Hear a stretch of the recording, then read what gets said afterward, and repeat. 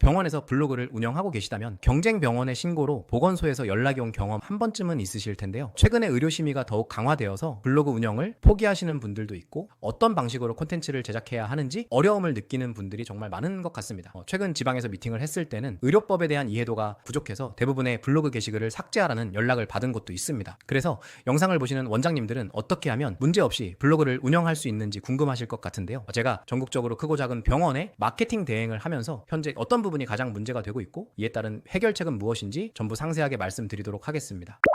우선 많은 분들이 블로그는 반드시 심의를 받아야 한다고 생각하시는 분들도 계시는데요. 일단 단순 의학정보 게시물은 심의 없이 게재가 가능하다고 보건소에서 공문이 내려왔습니다. 그런데 소비자의 선택을 유인하는 광고로서의 성격을 가지게 되는 것은 심의를 받아야 한다는 내용이 있어서 그 기준에 대해서 혼동스러움을 느끼는 분들이 많을 겁니다. 특히 전국 각 보건소마다 평가하는 기준이 조금 다릅니다. 가령 의료진의 사진을 블로그에 쓰고 싶은데 어떤 곳은 괜찮다고 하고 또 어떤 곳은 안 된다고 하는 곳도 있습니다. 최근에 제가 강서구의 한 보건소 담당자랑 통화를 했는데 원장님의 사진이나 병원의 내부 모습은 광고로서의 성격을 가지게 되기 때문에 전부 글을 비공개 처리하라는 연락을 받기도 했습니다. 이걸 모르고 블로그를 수백 개 발행했다면 상당한 피해로 이어질 수 있거든요. 수정을 하게 되면 상위 노출된 블로그 순위가 많이 떨어질 수 있기 때문입니다. 심지어는 저품질 블로그가 되어서 앞으로 어떤 키워드라도 노출을 할 수 없는 상황이 오기도 하고요. 그래서 저는 각 지역별로 보건소와 대신 통화해서 문제가 되는 사항에 대해서 명확히 체크하고 콘텐츠를 발행을 하고 있어요. 그 이후로는 큰 문제 없이 병의원의 블로그를 잘 운영하고 있는 상태입니다. 그렇기 때문에 가장 중요한 건 보건소에 연락하셔서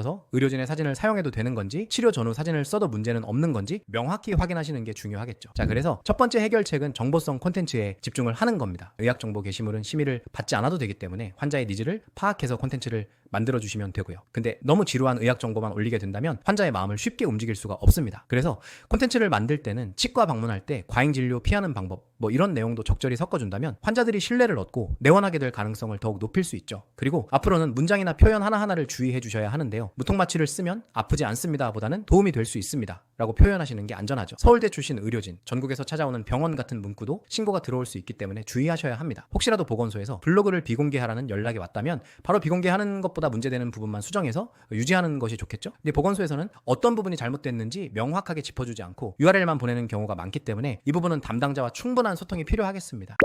많은 분들이 병원 광고는 희망이 없다라고 얘기하기도 하지만 불필요한 광고 경쟁에서 벗어나서 병원의 진정성과 가치를 알릴 수 있는 시기가 왔다고 생각합니다. 위기 뒤에는 언제나 기회가 있듯이 현재 변화에 유연하게 반응하고 전략을 잘 수정해 나간다면 치열한 병원 마케팅 시장에서 잘 살아남으실 거라고 확신합니다. 앞서 설명드렸듯이 너무 무거운 의료 정보만 전달하기보다 우리 병원을 신뢰할 수 있는 세일즈 포인트를 잘 적용해서 전략적으로 블로그를 운영하는 것이 중요하겠습니다. 정보성 블로그를 운영하고 있지만 효과가 없다라고 말씀하시는 분들은 심리적인 장치와 세일즈 포인트가 빠져 있을 가능성이 높을 겁니다. 현재 블로그를 운영하면서 매출이 잘 늘지 않는다고 생각되신다면 진단 컨설팅을 무료로 진행해 드리고 있는데요. 절실하신 5분에게만 무료 상담을 해 드리려고 하니까 아래 댓글에 있는 URL로 접속하셔서 상담 신청을 해주시면 될 것 같습니다. 저와 상담을 받는 것만으로도 현재 많은 문제점을 해결하는 데 도움이 될 겁니다. 그럼 저는 더 유익한 내용으로 다시 인사드리겠습니다. 지금까지 메디앱은 대표 김태성이었습니다.